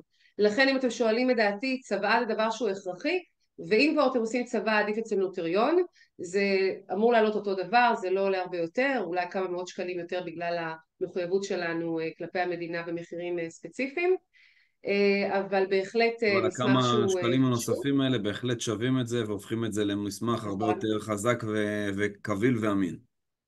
חד משמעית. אני רואה את זה בבתי משפט כשאני מייצגת בסכסוכי ירושה, כמה צוואות נוטריוניות הרבה יותר קשה לבטל אם בכלל. זאת אומרת, כל מסמך שבן אדם כותב בביתו, אז קחו בחשבון שהוא איך אני אגיד את זה? פחות רציני. ניתן לביטול. כן, ממש ככה, הוא ניתן לביטול, כי אם חלילה בן אדם הולך לעולמו, ואז פתאום יש סכסוך במשפחה, והילדים טוענים שמישהו פתאום שולף איזה צוואה אחרת, ויש מריבות, מאוד מאוד קשה להעמיד עדים, שזה אומר שזו צוואה אמיתית, והשני אומר זו צוואה אמיתית, והחתימה היא דומה או זהה, מאוד קשה לבית המשפט להתרשם מהעדים ולהחליט, ואני יכולה להגיד לכם שבסכסוכי ירושה שאני מייצגת, לפעמים לא נעשה צדק, לפעמים צוואה מתבטלת או צוואה מקבלת תוקף, ולא בהכרח, לא בהכרח זו הצוואה האמיתית, וזה לכשעצמו, לטעמי לפחות, מהווה סיבה טובה לא רק לעשות את הצוואה, אלא עצה ידידותית ממני, תערכו צוואה ותפקידו אותה אצל רשם הירושה. זאת אומרת, לא מספיק לערוך צוואה, אלא תקבעו תור, תשלמו את האגרה 106 שקלים, זה נורא פשוט לעשות את זה, תקבעו תור, תיגשו לרשם הירושה, ואז אתם בעצם מבטחים ברמה הכי גבוהה. אם דיברנו על נוטריון שזו רמה גבוהה, אז הרמה אחת מעל זה להפקיד את זה אצל רשם הירושה, כי הצוואה שלכם כבר למעשה מקבלת את הגושפנקה של רשות, וזה הכי מומלץ בעיניי. אז אם לסכם, אם כבר אנחנו מקדישים לזה את הזמן החשוב והדרוש, עדיף לעשות את זה בצורה מסודרת, עדיף עם נוטריון, ועדיף גם אחר כך להפקיד את זה במקומות הרלוונטיים, גם אם זה עולה עוד כמה שקלים קטנים, כי אם עושים, אז עושים כמו שצריך. חד משמעית, זה בעצם נותן, נועץ את הצוואה במקומה, וכבודה במקומה מונח אצל הרשם, ושם זה צריך להיות. רק עוד מילה על צוואות, בואו נחזור טיפה אחד אחורה, כי למעשה אני התמקדתי בייפוי כוח מתמשך יותר, אבל צוואה אל מול ייפוי כוח מתמשך, הממשק ביניהם, אפשר לומר, אם תשאלו אותי מה יותר חשוב, צוואה או ייפוי כוח מתמשך, צוואה זה מה שקורה אחרי ה-120. זאת אומרת, אתם חיים שלמים, צברתם רכוש, הולכים לעולמכם, אתם עושים צוואה, וייפוי כוח מתמשך זה לעומת זה מסמך שאתם עורכים שאתם בחייכם, ומפעילים אותו בעודכם בחיים. עכשיו, היחס בין הייפוי כוח מתמשך, שתכף נדבר עליו, לצוואה, הוא מאוד מאוד צמוד. למה? כי אם אני למשל נתתי ייפוי כוח מתמשך לאחד מילדיי, והילד הזה רוקן את הכספים שלי, או פעל שלא על פי הרשאה, זה בהכרח משפיע על מרקם היחסים של היורשים שלי בצוואה. לכן מאוד מאוד מאוד חשוב בצוואה לערוך מנגנונים. יש צוואה ויש צוואה, אני אומרת. צוואה רגילה זה אני מחלק הכל שווה בשווה, אנשים חושבים שזו צוואה שהיא פשוטה והיא טובה, אבל לצערי הרבה צוואות כאלה מסתבכות מהרבה מאוד סיבות.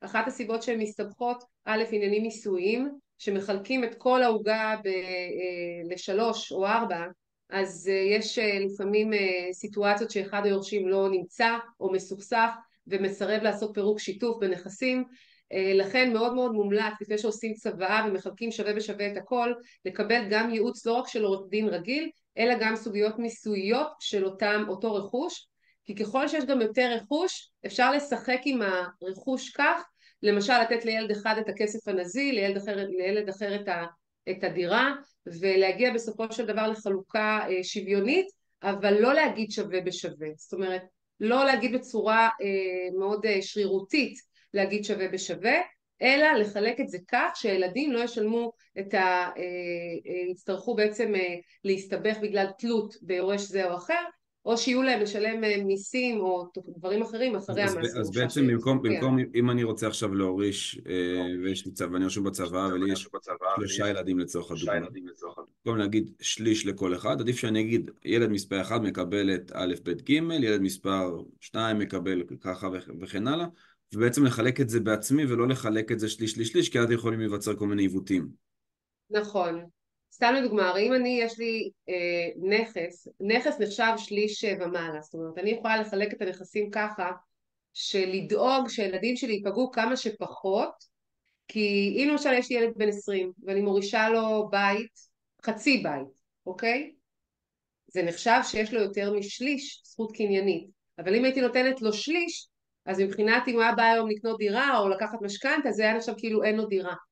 וזה כל כך משמעותי. אנשים מסנדלים את הילדים שלהם וגורמים להם בעצם לשלם יותר כסף, הכוונה הייתה טובה, אבל אם היו עורכים מלכתחילה את הצבא בצורה כזו, שחושבים על הדברים מבעוד מועד, איך אני בעצם מסייע לילדים שלי הכי הרבה לשמור על הכסף שלהם בבית, אז זה מאוד מאוד מומלץ לעשות את החשיבה הזאת עם עורך דין, ולא, גם עורך דין מסוג רגיל שזו אני, וגם אני תוך כדי העבודה שלי בדרך כלל מתייעצת גם עם עורך דין מיסוי, וגם נותנת ללקוחות שלי גם את הייעוץ הזה עם איש מיסוי, כי זה מאוד מאוד מאוד חשוב לחלק את הרכוש כך שזה יהיה כמה שפחות מסובך. ועוד מילה על צוואות, אני אתן לכם ככה כיוון למחשבה. אם אני מורישה את הרכוש שלי, ותחשבו על סיטואציה שאחד הילדים פתאום נקלע לסיטואציה שהוא בחדלות פירעון, הוא בפשיטת רגל. אחד המנגנונים החשובים שאנחנו עורכים היום בצוואות פרימיום, ככה זה נקרא, אמנם זה עולה טיפה יותר, אבל הצוואה היא הרבה יותר ארוכה ומפורטת, ומתארת תרחישים.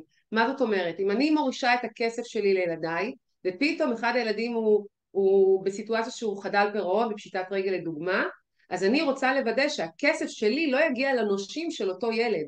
זאת אומרת, אני כבר בצוואה צריכה לייצר מנגנונים שמגנים על הכסף בתוך המשפחה, ומייצרת התניות. זאת אומרת, אני באה ואומרת, אם אחד מילדיי במועד פטירתי הוא נקלע לסיטואציה של חדלות פירעון או פשיטת רגל, אז אני רוצה שהרכוש שלו לא יינתן לו, אלא יעבור לאחיו. למה? מהסיבה הפשוטה, או שאני אומרת את זה בגבול החובות שלו, זאת אומרת, בגבול חובותיו יעבור לאחיו. כי אני לא רוצה שתהיה סיטואציה שהנושים שלו יקבלו את הכסף במקום האחים. ועוד ככה טיפ קטן לעניין הזה, כי בואו נניח שלא כתבתי את זה, והילד, יש ילדים יורשים נגיד שווה בשווה לפי צוואה, ואז האח המתחכם עושה הסכם חלוקת עיזבון עם אחיו, כי הוא בפשיטת רגל, והוא אומר שהרכוש שלו לכאורה לא עבר אליו, הוא עושה הסכם חלוקת עיזבון ומנסה להבריח נכסים. אז תדעו לכם שנאמן, אם חלילה הילד זה באמת בפשיטת רגל, ונאמן מתמנה על הנכסים של אותו עיזבון, על אותו חייב, אז הוא יכול לבטל את אותה הענקה, את אותה הברחת נכסים שאותו ילד עשה באמצעות ההסכם חלוקת עיזבון. הפתרון לזה והתרופה לזה, כמו שאמרתי, מבעוד מועד, לדבר עם העורך דין שלך ושהעורך דין יציף תרחישים ולפתור אותם מבעוד מועד. או לדוגמה, חלילה סתם גם תרחיש עולה לי לראש, אני מורישה לבן שלי, הוא בזוגיות עם מישהי והוא פרוד ממנה. וחלילה מה קורה בסיטואציה שהוא הולך לעולמו לפניי, אוקיי? הבן הולך לעולמו לפניי והוא לא הספיק להתגרש והפרודה שלו בגדה בו, עשתה לו את המוות.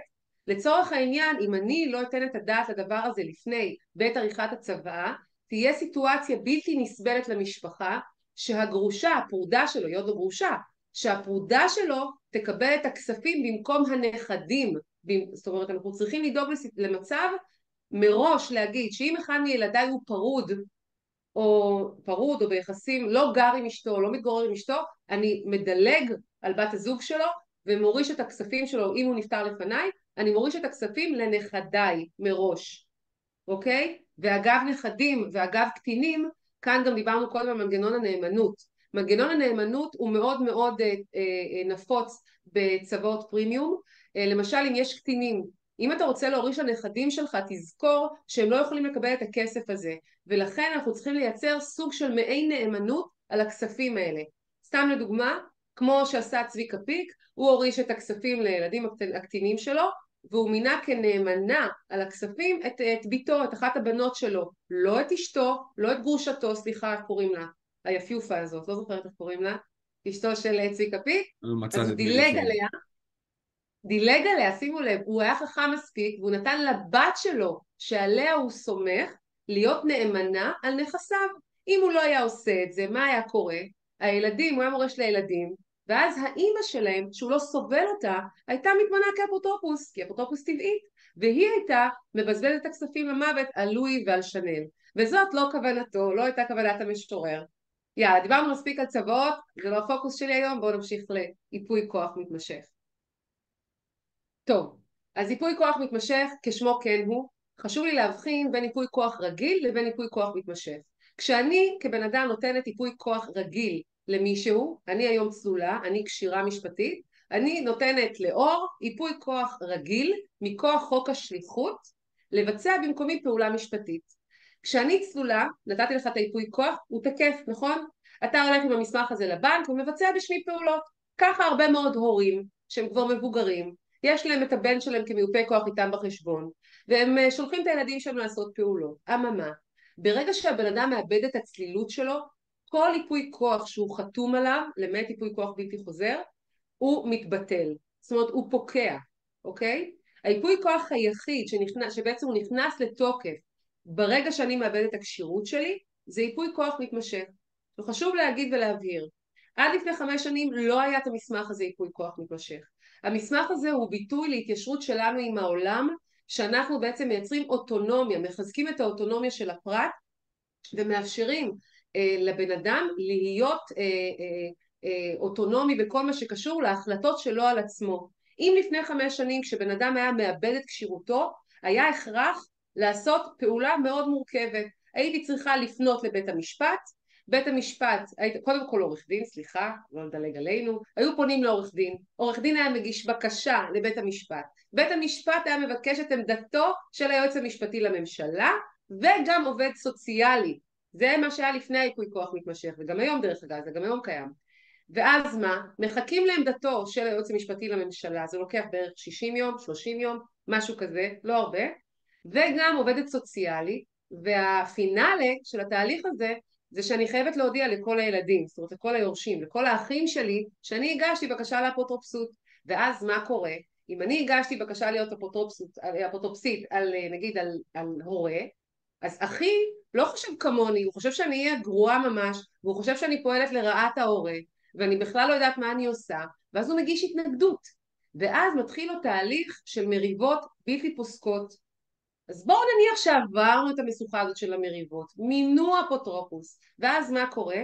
אותו אפוטרופוס, סלחו לי, מסונג'ר for life, צריך להגיש דוחות כל חודשיים, דוחות פרטה קוראים לזה, שאתה מגיש כל חודשיים דוח לאפוטרופוס, מה עשית עם הכסף, על כל שקל שאתה מוציא אתה חייב לדווח, על כל פיפס שאתה עושה, תכף אנחנו נראה לכם ממש טבלה מסודרת על ההבדלים, ותבינו כמה זה מסורבל. שכחתי פה משהו? לא, אפשר לעבור. נקסט. יופי. אז הנה הטבלה שלנו. מה שאני בעצם רוצה להראות לכם פה, רגע אני אקח שלוק. יש לך שאלות? תרגיש חופשי לשאול. אני שומר את הטוב לסוף. איזה כיף לי. אז ככה. אז התחלתי ככה להגיד לכם בקצרה את ההבדלים. ולמה אני עושה את ההבדלים? אני אגיד לכם למה. כי אני נתקלת הרבה מאוד פעמים שאנשים פשוט אומרים לי, בשביל מה אני צריך ייפוי כוח מתמשך? אחריי המבול, שאני כבר לא אהיה פה, שאני אהיה דימנטי, מה אכפת לי מה יקרה איתי? אבל זה בדיוק העניין. פה הפואנטה, פה קבור הכלב. זה לא קשור אליכם. נכון שאנחנו מבטחים את הרצונות שלכם, אבל המסמכים האלה באים להקל על ילדיכם. זה בא להקל על האהובים שלכם. זה נכון שבתהליך שאני עושה איתכם את הייפוי כוח המתמשך, אני שואלת אתכם, אוקיי, בואו ספרו לי איך אתם הייתם רוצים שיטפלו בכם, כן פיליפיני, לא פיליפיני, הודי, תאילנדי, סיני, כן לבשל אוכל טבעוני, אנשים מגיעים איתי לרזולוציות מהממות, כן להקלול, להקצבע בשיער, דברים מהממים אנחנו כותבים בייפוי כוח המתמשך, אבל בפועל, נכון שאתם כתבתם את ההוראות, אבל המסמך הזה בא להקל אך ורק על המיופי כוח, על מי שבמקרה שבאמת צריכים לטפל בכם, בצרכים שלכם, הם מקבלים את ההוראות המדויקות איך לטפל. ולכן אני חושבת שמאוד מאוד חשוב להבין שזה לא אחריי המבול. אתם בעודכם צלולים צריכים לשבת מול הילדים שלכם ולגרום להם לשמוע אתכם אומרים להם את הדבר הבא, כמו להגיד להם את הדבר הבא. בדוגמה, אם אני חלילה דימנטי ואני גם סיעודי, אני לא רוצה החייאה, אל תבצעו בי החייאה. יש לכם מושג כמה זה קשה? רק לפני יומיים עשיתי ייפוי כוח מתמשך להורים, וישבה פה הילדה שאמרה שהיא לא מסוגלת, היא לא תהיה מסוגלת לבצע את הפעולה הזאת. אז האמא אמרה לה, אין לך ברירה, זה רצונו של אבא, הוא לא רוצה שתחיי אותו, הוא לא רוצה שתטפלי בו אם הוא חלילה דימנטי ומתגלה בו סרטן, הוא לא רוצה שתטפלי בו, הוא לא רוצה שתתני לה, תעבירי אותו טיפולים כימותרפיים או דיאליזה או קריטה של רגל שלא נדע, או טיפולים רפואיים כאלה שיש להם כדי להאריך את חייו. הוא רוצה ללכת לעולמו בשלווה. אז אלו דברים, יש פה את האלמנט הפסיכולוגי של המסמך. האלמנט הפסיכולוגי של המסמך, בעיניי לפחות, הוא הכי קריטי. כי אפשר לדבר פה על מעמד משפטי, לא משפטי, אני גם מאוד משתדלת לא לערוך את המסמך הזה כמאוד משפטי, כי המסמך הזה הוא מאוד מאוד מאוד אישי, זה מסמך מאוד אינטימי בין ההורים לילדים, ברזולוציות הכי הכי באמת אינטימיות, על בקשות באמת אישיות של אנשים מילדיהם, מה לעשות או לא לעשות אם אני חלילה לא מתפקד, כן מוסד רפואי, לא מוסד רפואי, כן פיליפיני, לא פיליפיני, כל מיני עקרונות שהיו לי בחיי. הייתה לי עכשיו מישהי שרגילה לתרום לאיזה אגודה, אז היא ביקשה להמשיך את הרצון שלה, וזה מראה לכם כמה התיקון הזה של חוק האפוטרופסות ב-2016 הוא בעצם היה משמעותי, כי זה מאפשר לכם להמשיך את האג'נדות שלכם, וזה בעצם המשמעות הגדולה של התיקון הזה. הוא בא לתת לכם אוטונומיה על הרצונות שלכם, ומי שלא מנצל את זה הוא פשוט פרייר, כי הוא גם מעמיד את הילדים שלו בבעיה, הוא גם מכניס אותם לסיפור מול האפוטרופסות, האפוטרופוס הכללי, שזה סיוט, סיוט באמת, זה פשוט התנהלות שהיא נוראית ומסורבלת. ורואים כאן, אני כתבתי לכם, אני יכולה להעביר לכם את המצגת שתבינו עד כמה ההבדלים המשמעותיים.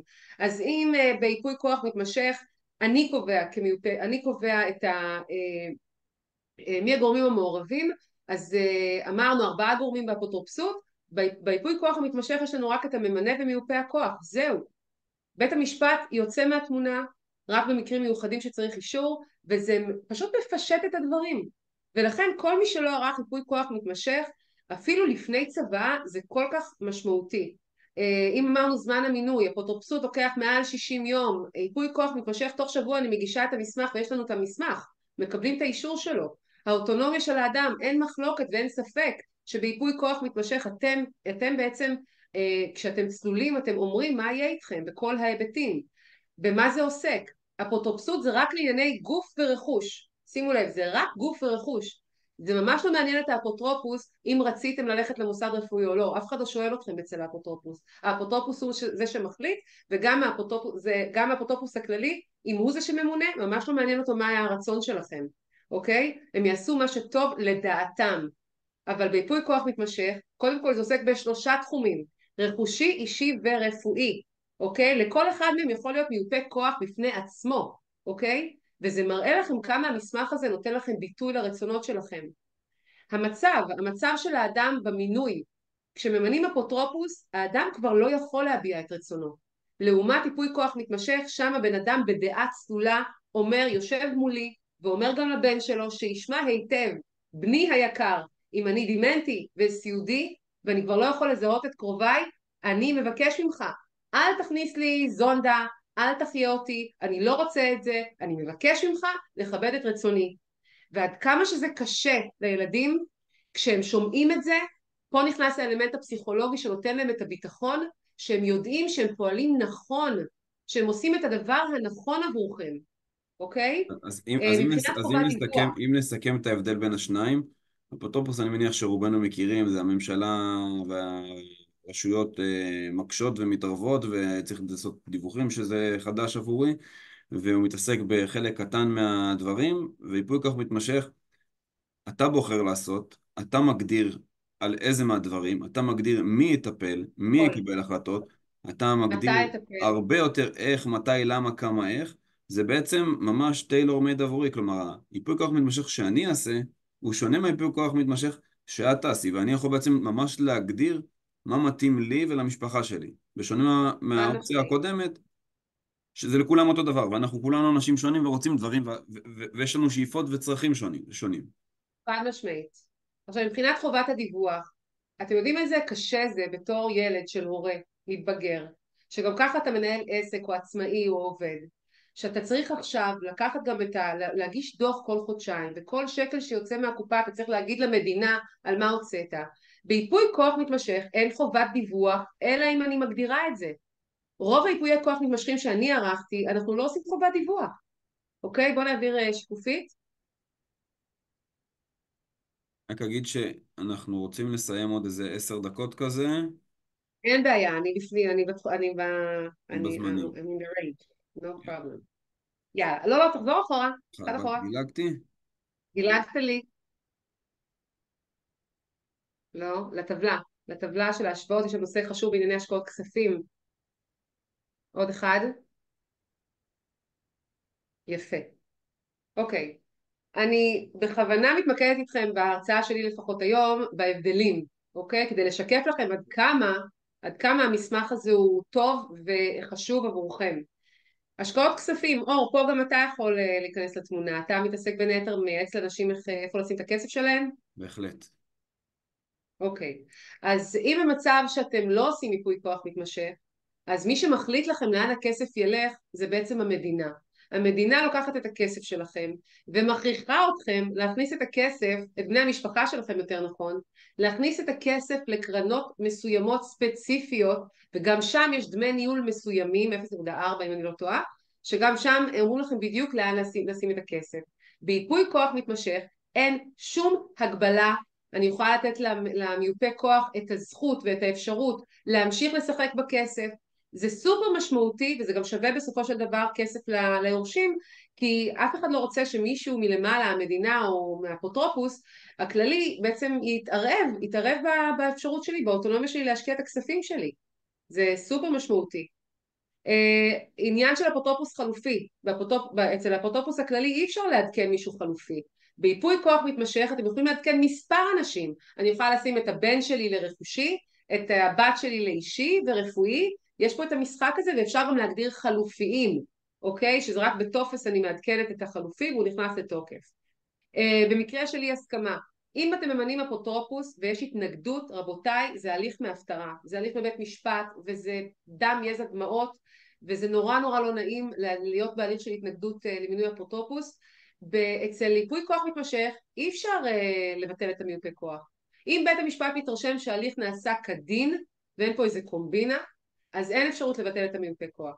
לא משנה כמה האח יטען שאני לא ראויה, אבל אם בית משפט יגיד שאני, הכל נעשה כדין, אני אשאר כמיופת כוח. מעורבות בעלי תפקיד. אצל האפוטרופוס הכללי אי אפשר לעדכן מי שהוא גורם מפקח. לעומת ייפוי כוח מתמשך, שם יש דמות שנקראת מיודע. מיודע זה למשל איש כספים. הרבה פעמים קרה לי אצל אנשים שיש להם הרבה כסף, שיש להם מנהל כספים שמנהל להם, עושה להם את ההשקעות, אנחנו מגדירים אותו בייפוי כוח המתמשך ונותנים לילדים למשל את השם שלו, ואפילו בנושאים מסוימים הוא מיודע, שזאת פונקציה שצריך לעדכן אותה אצל הייפוי כוח מתמשך. החלפת מסלולי השקעה, כמובן שייפוי כוח מתמשך אפשר להחליף מסלולי השקעה, וגם בכספי הפנסיה כל מיני מסלולים אפשר לשנות לעומת אפוטרופסות. בואו נעבור אני הלאה. רוצה לתת דוגמה שהיא סופר קריטית. נניח עכשיו אותו אדם שעשה ייפוי כוח מתמשך מגיע למצב שצריך לממש נכסים, לא משנה אם נכסים זה נדל"ן או השקעות ספציפיות, כדי לצורך הדוגמה להכניס אותו למוסד סיעודי, או לצורך הדוגמה לממן איזשהו שיפוץ בבית כדי להתאים. הרבה פעמים במצב כזה, הייפוי כוח מתמשך מאפשר למכור את אותה השקעה כדי להתאים את הבית, או להכניס למוסד, או לממן איזשהו טיפול בריאותי. זה מקרים שאני נתקלתי בהם לא אחת, וזה סופר סופר קריטי. נכון. חגית, 2 דקות אחרונות ונעבור לשאלות, אז תגידי. אני לא אכנס לעובי הקורה בשקופית הזו, אני רק אגיד שבייפוי כוח מתמשך הוא מסמך מאוד חכם. הוא בא ונותן מדרג סמכויות. זה מגדיר במפורש לילדיכם מה הם יכולים ומה הם לא יכולים לעשות. כשאני עושה ייפוי כוח מתמשך מאוד חשוב לי לתת את האוטונומיה המלאה ואת החופש למיופי הכוח, כדי שיהיה להם ממש יוכלו להיכנס בנעליכם ולבצע את כל הפעולות שאתם, כשאתם צלולים, יכולתם לעשות. כמובן, תוך יצירת מנגנונים. מה זאת אומרת? זה לא שאני נותנת עכשיו לילד אחד, יאללה, הלאה בבא, לקח את ה1,000,000 שקל בבנק ותתפרע, ממש לא. עושים מנגנונים של קבלת החלטות, עושים, נגיד שהילד צריך לעדכן את האחים שלו, בדוחות, פעם ל3 חודשים לתת לאחים איזשהו, לשקף להם מה הוא עשה. יש, נגיד, מנגנונים של הרוב קובע, בהחלטות מסוימות, אם נגיד הוצאה מעל גובה מסוים, צריך מנגנוני החלטה, ויש מדרג סמכויות. דרך אגב, לגבי מחירה של נכסים, זה המדרג הכי גבוה. לגבי מחירה של נכס, כן צריך אישור פורמלי של בית המשפט. לגבי מחירה של נכסים, לא השקעות, כספים, נכסים, מקרקעין. וזהו, אני חושבת שהיה חשוב לי להעביר, אני מקווה שהצלחתי להעביר לכם את ההבדלים בין אפוטרופסות לייפוי כוח מתמשך, בחרתי להתמקד בזה. אחלה, שאלות קצרות, כי אנחנו ממש בסוף של הסוף. מקרה אמיתי יותר מפעם אחת, יש לאחד ההורים ילד שלא כשיר, או לחילופין לא סומכים עליו, שלא ייקח את הכסף ביום הפטירה, ורוצים לעשות כל מיני מגבלות. לדוגמה, אני רוצה להוריש את הכסף שלי לילדיי, אבל אני לא רוצה להוריש את זה כסכום חד פעמי, אני רוצה להכריח אותם במרכאות כפולות, או לאלץ אותם לעשות איזושהי השקעה שתניב להם הכנסה חודשית, נגיד משהו שדומה לפנסיה. שאלה אם זה בצבא רגילה, או שזה בנאמנויות, או איפה זה נכנס. אז יפה. קודם כל יש שאלה עליך, אור. בן כמה אתה? אני בן 33. 33. יש לך צבא? לא. כן או לא? את לא. האמת תגיד. לא, לא. לא. לא, יפה. צריך. אז יש לך ילדים? כן, שתי בנות. שתי בנות כמה הן? 3.5 ושנה ו9 חודשים. איזה יופי, יופי. שאלה, לא עליך, על בן אדם אחר, שהוא בגיל נו. שלך, אוקיי? חלילה קורה לו משהו, והוא לא עשה צבא. אתה יודע שמה שקורה, 50% הולך לאישה, 50% לילדים. האישה של אותו בן אדם שחלילה קרה לו משהו, ויש לו ילדים קטינים, בעצם סינדלת בת הזוג שלו, שים לב, סינדלת בת הזוג שלו, היא לא יכולה לעשות כלום עם הנכס, למשל אם יש נכסים, בגלל ש50% מהרכוש עבר לילדים שהם צריכים קטינים. לחתום על ויתור, לא? ואז מה? אתה כבחור צעיר, שבנך שיש לך נכסים או כסף שצברת, ממש מומלץ דווקא בגלל שאתה צעיר ודווקא בגלל שיש לך ילדים קטינים, לעשות צבא עם מנגנון נאמנות, וזה מתקשר לשאלה שלך, אוקיי? אם אתה יש לך רצונות או הוראות לפתרונות ארוכי טווח, איך להשקיע את הכסף, אני יודעת לייצר לך מנגנון נאמנות ארוך טווח, דרך אגב גם רב דורית, היה גם את המונח העברה בין דורית בתחילת השקופיות שלי, רב דורי, לאיך אני רוצה שהכסף שלי יושקע. אם לי יש ממון שאני רוצה שיגיע לדורי דורות, לא רק לדור שלי ולילדיי, אוקיי? או לנכדיי. אני רוצה, יש לי הרבה מאוד כסף ואני רוצה שהוא יגיע שלא החזירים של השלושה דורות יגמרו אותו, אני רוצה גם לתת לעוד שיהנו ממנו. אז אני מייצר מנגנון נאמנות, אוקיי? מנגנון נאמנות דרך הצוואה, גם בייפוי כוח מתמשך אני יכול לייצר מנגנון נאמנות. וזה סופר סופר חשוב במקרה שיש ילדים קטינים כן לעשות צוואה, בהכרח אפילו יותר מבן אדם רגיל, כי אז אתה לא מסנדל את בת הזוג שלך. יש לי לקוח שלפני יומיים הגיע לכאן, הוא היה צריך למכור איזה נכס, הוא צריך את האישור של הבן שלו בן ה-15 כדי למכור את הנכס. נשמע לך סביר? ואם הילד פתאום לא מסכים, או לא יודעת משהו קורה, זה הזוי. לא רוצה אנשים לא לעבור חושבים, דירה, הילד. זה מקרים שיכולים ממש לסרבל. אני חוזר רגע לשאלה שלי, כי אני חושב שזו נקודה שאני לפחות נתקלתי בה פעמיים או שלוש מתחילת השנה. אני בן 70, יש לי שני ילדים. אחד מהם הוא מוכשר ומוצלח, השני מוכשר ומוצלח, אבל פחות טוב עם כסף ופחות נוח לו, נקרא לזה. אני לא רוצה להוריש לו את ה2 מיליון שקל שאני אמור להוריש לו, כי אני לא סומך עליו שהוא יתנהל איתם בצורה נכונה. אני מעוניין להוריש לו את זה בדרך שתניב לו הכנסה חודשית קבועה, כמו פנסיה. האם במסגרת אה, צוואה פרימיום או נאמנויות, איך אפשר לעשות את זה בדרך הטובה ביותר? הדרך הטובה ביותר זה לייצר צוואה עם מנגנון נאמנות מאוד ברור. לגבי נאמנויות אתה יכול או למנות נאמן שהוא לא קשור למשפחה, זאת אומרת איש מקצוע, מנהל עיזבון, שהוא בעצם מנהל את הכסף עבורו ומקצה לו, מבצע בעצם את הרצון שלך, אוקיי? זאת אופציה אחת. או לחילופין, קרה לי לא פעם שמינינו בן משפחה, נגיד אח מסוים שהוא כן אחראי, הוא בעצם הנאמן ומבצע את הרצון שלך, אבל כן, במנגנון נאמנות מאוד מאוד מפורט. כלומר, מאוד מפורט, יש עושים את זה. אפשרויות, רק צריך להגדיר את הדברים מראש, מהם הצרכים, מהם השאיפות, ולכתוב את זה בצורה מסודרת. חד משמעית, גם אני שבוע שעבר עשיתי בדיוק משהו דומה לזה, על ילדה שהיא לא אחראית בכספים, אז האמא אמרה שהיא רוצה שהאח הגדול ייקח את הכסף וינהל אותו עבורה וייתן לה לפי צרכיה. נהדר. יש עוד הרבה שאלות, אבל נעשה שאלה אחרונה כשאלת המשך למה שאמרת קודם. אני מניח שזה על הדוגמה שנתת לה, לא עליי, על הבן 33 השני. אז ברור, לא עליך. האם בעצם את ממליצה להוריש לבן זוג בצבא, ולא לילדים? כן, חד משמעית כן. צבא, גם צריך פה להגיד מילה על צבא הדדית. כשזוג נשוי ומתנהל בצורה שהיא, זאת אומרת אין ביניהם הפרדה רכושית מן הסתם, שהם מאוחדים מבחינה רכושית, אז מומלץ מאוד לעשות צבא הדדית. צבא הדדית מבטיחה את העובדה שכשחלילה בן אדם הולך לעולמו, בן הזוג שלו מקבל את הרכוש והפוך, אוקיי? ויש גם סייגים לביטולה, זה מאוד מומלץ לעשות את זה, ופשוט עושים פרנטלות, זאת אומרת אחרי בן הזוג מעבירים את זה לילדים, אבל כלומר, אני כן מוריש עדיף, לאשתי, כשהיא הולכת, זה בוודאי, הולך לילדים. וגם אם אתה בן 30, שלא לטעות, גם ושלוש. אנשים צעירים שיש להם רכוש, ילדים, once יש לך ילדים, רכוש, מומלץ, כן? לערוך צוואה, ולא לסנדל את בת הזוג שלך עם הילדים הקטנים בני ה3, עד שהם יהיו בני 18, או חלילה, זה כל דבר להגיש אישור לבית המשפט, זה סיוט. חגית, אני רוצה להודות לך מאוד מאוד, קודם כל על הזמן, אחר כך על הרצאה מעניינת ובעיניי עוד פעם חשובה. אני לפחות באופן אישי עם החבר'ה שאני מלווה בכל נושא ההשקעות, בכל פגישה, כל לקוח שמצטרף לקוחותינו, אני ממליץ בחום על שני הדברים, גם על ייפוי כוח מתמשך וגם על צבא. אני חושב שזה must, ואולי גם אני צריך לעשות על הדרך. חד משמעית. מי שעוד איתנו ומי שלא, אני אשלח הקלטה. מי שרוצה את עזרתה של חגית, אז אנחנו יכולים לעשות את החיבור, אתם יכולים לפנות אליי ישירות או לכל אחד מי שמטפל בו מבחינת הסוכן, אנחנו נוכל לעשות את החיבור. אני בטוח שגם חגית תעשה מחיר יותר נחמד לחבר'ה שלנו. שוב כמו חגית, תמיד. תודה רבה. אני שמחתי, תודה מקווה, שהזמנתם אותי. אני מקווה שנעשה וובינר נוסף בקרוב. עד אז, שיהיה ערב טוב, שקט, רגוע ביי, ונעים. תודה מי רבה. ייתן והחטופים יחזרו במהרה. אמן, אמן ואמן. תודה, ערב טוב. ביי, ערב טוב.